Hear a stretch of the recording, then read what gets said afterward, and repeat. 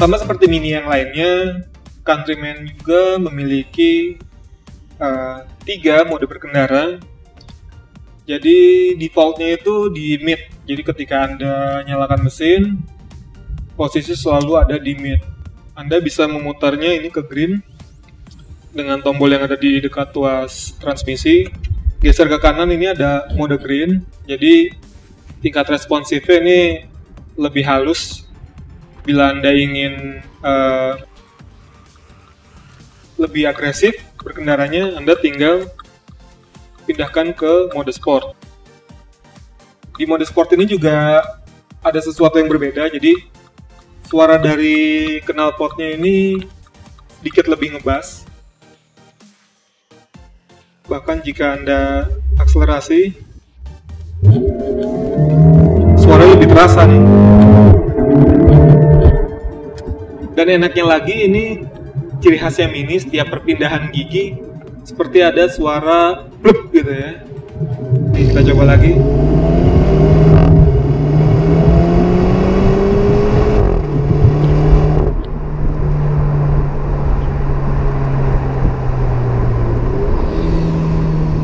Anda yang mengemudikan Mini, walaupun ini berjenis Countryman, tapi merasa seperti anak muda, jiwa muda gitu.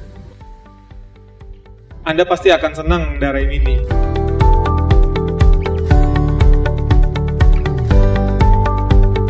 Seperti yang tadi sudah saya ungkap di awal, Countryman memiliki wheelbase yang lebih panjang serta dimensi yang lebih besar.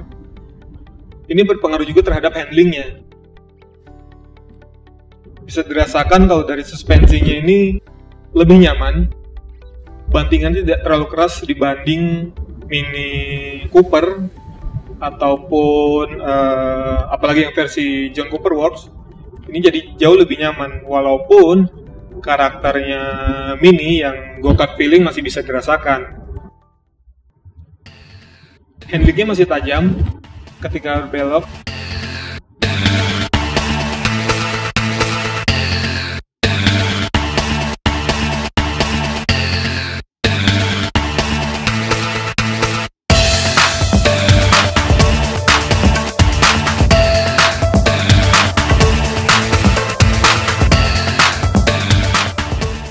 Handlingnya masih menyenangkan saat berbelok, dan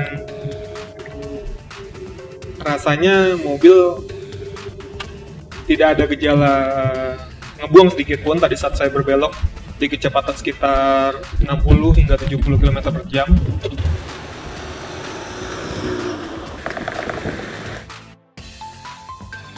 Ya, meskipun ia diposisikan sebagai mobil untuk orang-orang yang sudah berkeluarga, namun karakteristik dari si Mini tetap dipertahankan, terutama soal go-kart feelingnya itu. Di awal tadi sempat saya singgung kalau mobil ini menggunakan mesin 4 silinder kapasitas 1998 cc. Mesin ini mampu menghasilkan tenaga 192 dk serta torsi sebesar 280 Nm yang bisa diraih mulai putaran 1350 rpm. Jadi cukup rendah hingga torsinya sudah bisa diraih. Ini berkat bantuan twin turbo yang dimiliki oleh Mini. Dan untuk akselerasinya, dari berhenti hingga kecepatan 100 km per jam, mobil ini mampu menorehkan dalam waktu 7,8 detik.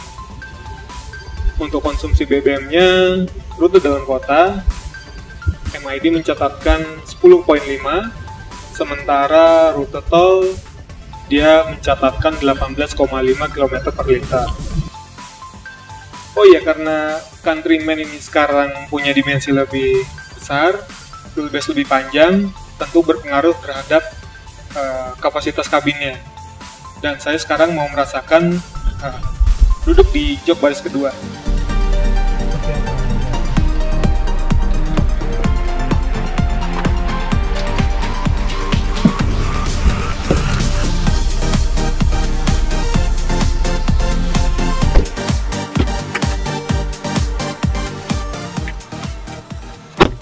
Dan kini saya sudah ada di bangku baris kedua. Jadi posisi tadi ini merupakan posisi ideal saya duduk, dan bisa dilihat legroomnya masih sangat lapang. Terbukti dimensi yang lebih besar menghadirkan kapasitas kabin yang lebih besar juga.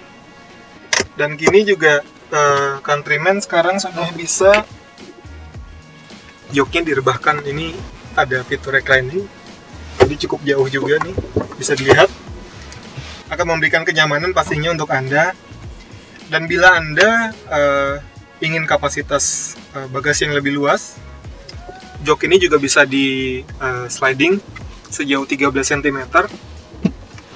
Bisa Anda geser ke depan untuk menghadirkan bagasi yang lebih luas.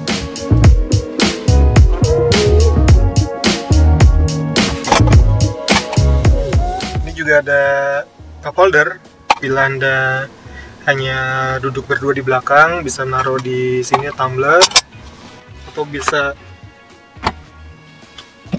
misalnya Anda duduk berlima, artinya ini harus posisi sejajar semua, dan safety belt tersedia untuk 3 penumpang di belakang. Di sini juga ada kisi-kisi AC dan juga power outlet untuk Anda yang ingin cas HP misalnya. Dengan segala kebaruan yang dimilikinya, setidaknya Anda harus menyiapkan dana 865 juta dalam kondisi off-road untuk Mini Cooper S Countryman ini.